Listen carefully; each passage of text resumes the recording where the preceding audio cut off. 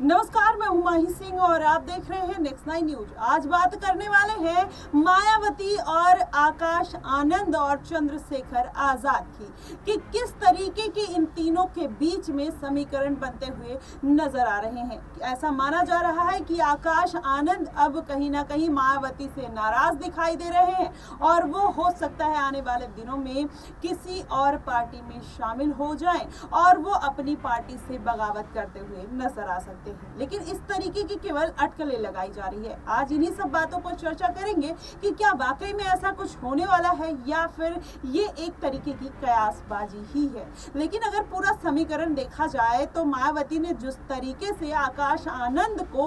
Party से बाहर का रास्ता दिखा दिया और उनको उत्तराधिकारी पद से भी हटा दिया, तो ऐसे में माना जा रहा है कि अगला उत्तराधिकारी कौन होगा और किस तरीके से मायावती अपनी पार्टी को, अब जो मायावती की पार्टी की डूबती नैया है, वो किसके सहारे बचाते हुए नजर आएंगे। दरअसल आपको बता दें,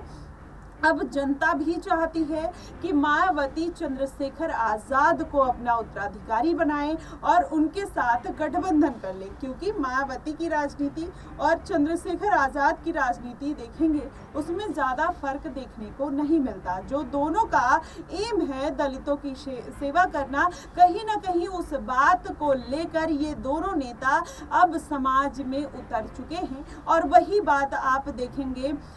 लगातार चंद्रशेखर आजाद भी कहते हुए नजर आते हैं कि उनको अपने लिए संसद में नहीं जाना है, उन दलित भाइयों और बहनों के लिए संसद में जाना है, उनकी आवाज बनकर जाना है और उनके लिए आवाज उठानी है। कहीं ना कहीं मायावती ने भी दलितों की दुर्दशा को देखते हुए राजनीति में कदम रखा था और उनका भी एम यही था। और जब वो पहली बार सीट पर, नगीना सीट पर अपनी लड़ाई लड़ने के लिए जद्दोजहद करते हुए नजर आई थी, चंद्रशेखर आजाद भी उन्हीं के पग चिन्हों पर चलते हुए नजर आ रहे हैं। तो क्या अब ऐसे में अगर मान लिया जाए कि आने वाले दिनों में मायावती के साथ चंद्रशेखर आजाद गठबंधन करने वाले हैं या नहीं, आपको बता दें इसमें कोई दोरा नहीं है। अगर देखा जाए अब आकाश आनंद के बाद जाने के बाद मायावती के पास बहुत अच्छा विकल्प अगर देखा जाए तो नहीं देखने को मिल रहा। हालांकि अटकलें लगाई जा रही हैं कि आकाश आनंद के पिता को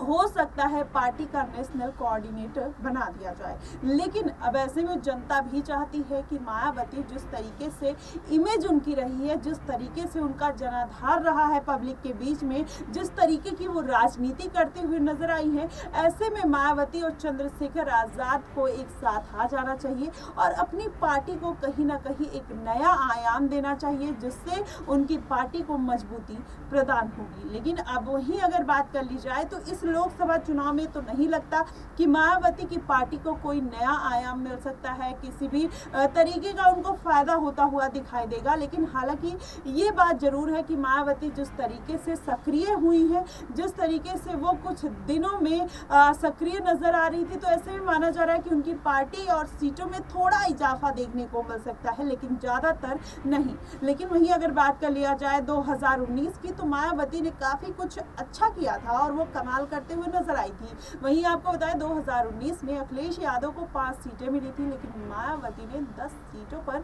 अपनी जीत दर्ज की थी। वैसे में माना यही जा रहा है कि मायावती इस बार भी कुछ अलग करती हुई नजर आ सकती है, लेकिन क्या वाकई में वो अकेले इतना कुछ कर पाएंगे या फिर उनको किसी साथी की जरूरत पड़ सकती है। ऐसे में माना यही जा रहा है कि अगर आकाश आनंद तो पार्टी छोड़कर अब वो कहीं ना कहीं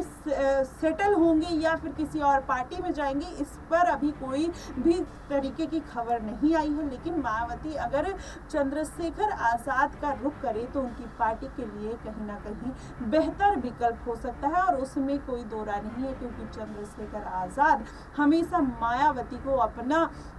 वो लीडर मानते आए हैं और उनको माँ और बहन का दर्जा भी देते हुए नजर आए हैं। अब ऐसे में मायावती अगर उनको अपनी पार्टी में ले लेती हैं तो जल्द से जल्द ये पार्टी कहीं ना कहीं फिर से उठ खड़ी होगी और एक नया आयाम समाज में बना सकती है और दलित युवाओं के लिए शिक्षा, स्वास्थ्य और रोजगार की जो कमी दिखाई देती है वो कहीं ना कहीं फुलफिल करते हुए जरूर नजर आएंगे। फिलहाल आपको इस पर क्या लगता है कि मायावती इस बार के चुनाव में बिना चंद्रशेखर आजाद कितनी बढ़त कर पाएंगी, या फिर अगर वो चंद्रशेखर आजाद के साथ आ जाती हैं तो कितना उनकी सीटों में इजाफा देखने को मिलता है? आप हमें कमेंट सेक्शन में जरूर बताइएगा। फिलहाल के लिए बस इतना ही। देश और दुनिया की तमाम खबरों के लिए हमारे साथ बने रहिए नेक्स्ट 9 न्यूज।